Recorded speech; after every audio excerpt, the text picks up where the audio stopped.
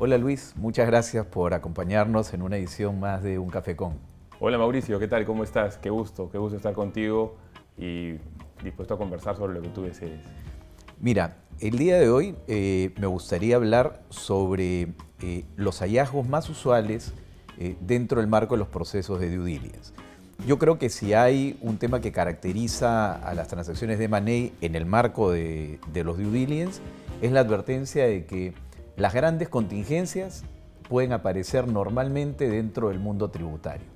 En tu experiencia, ¿cuáles son típicamente aquellos temas donde uno hace más foco y donde usualmente identifica ese tipo de hallazgos o contingencias relevantes? Bueno, sin duda, como bien lo dices Mauricio, el tema tributario suele ser muy sensible en los due diligence. Yo te diría que hay dos grandes grupos de contingencias. Primero, las formales, ¿no? Empezar por cuestiones sencillas como la presentación de declaraciones juradas, obligaciones de precios de transferencia, libros y registros contables, que además tienen una serie de obligaciones que se van actualizando cada cierto tiempo. Como tú bien sabes, no, hace 5, 7, 8 años habían obligaciones vinculadas a la legalización de libros físicos y demás que hoy ya en verdad van dejando de lado porque empiezan a aparecer algunas otras obligaciones, como por ejemplo los libros virtuales o los libros electrónicos, los comprobantes de pago electrónicos, y todos ellos implican una serie de obligaciones y tienen como consecuencia ante un incumplimiento sanciones sumamente drásticas. Por otro lado, están las contingencias de fondo, ¿no?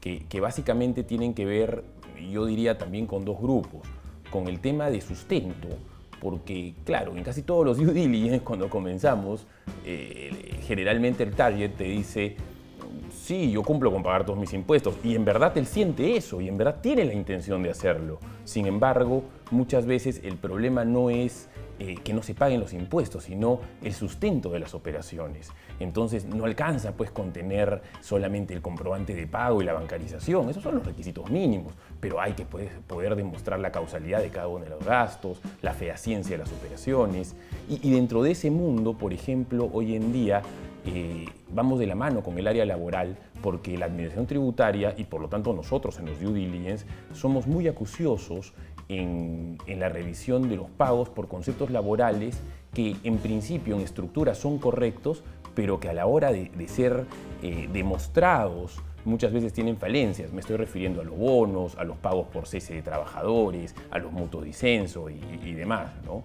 Y lo otro, y yo diría que está en otro capítulo, son las contingencias vinculadas a temas del propio giro de negocio.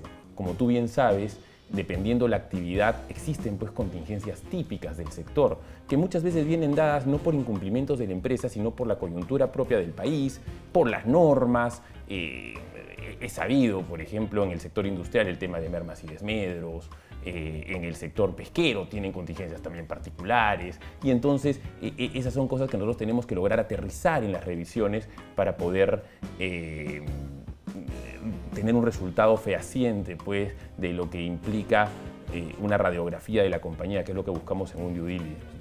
Y un tercer grupo podría ser a partir de que se puso en vigencia la norma antielusiva, la identificación probablemente de transacciones que pudiesen ser cuestionadas bajo ese criterio, ¿no es cierto? Sin duda alguna, y tal vez es el grupo más difícil, ¿no? Porque a diferencia de los demás puntos donde tú tienes una norma objetiva, puntual, que perseguir, en el caso de la transacción antielusiva muchas veces la evaluación es subjetiva, ¿no? Entonces hay que ver si es que la operación realizada por la compañía pues tiene un fondo jurídicamente sustentable, un sustento económico, como lo manda la norma, si es que el camino que se ha seguido es el camino idóneo o tal vez se ha seguido un atajo legal para buscar solamente un mero ahorro tributario y no una eficiencia concreta. Entonces, son operaciones que se analizan y que son sumamente sensibles y sumamente contingentes, porque tú te imaginas, Mauricio, una recalificación económica a raíz de la norma antielusiva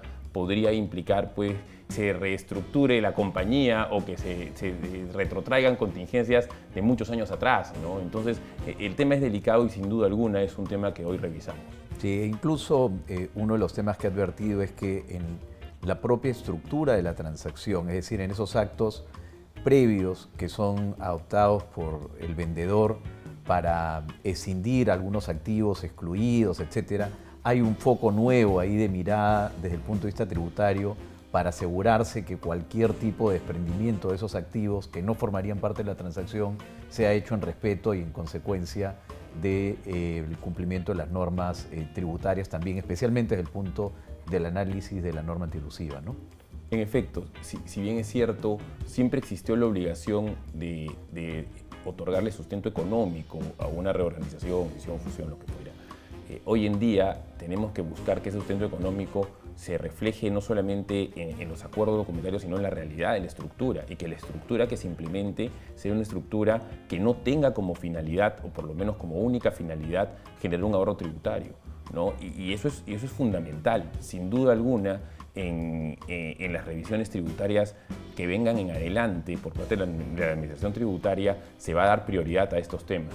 Claro, sin duda la diferencia entre poder justificar que uno ha escindido una línea de negocio o que te recalifiquen eso como una venta de activos puede ser realmente importante, y dado que lo haría la compañía que es objeto de la transacción, podría eventualmente esto ser advertido como una potencial contingencia por algún comprador, ¿no?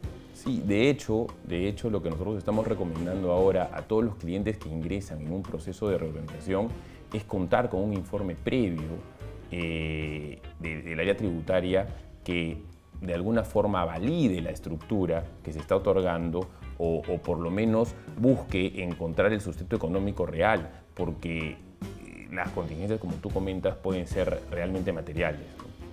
Muchísimas gracias, Luis, por tu participación. Excelente, Mauricio, un placer y cuando gustes.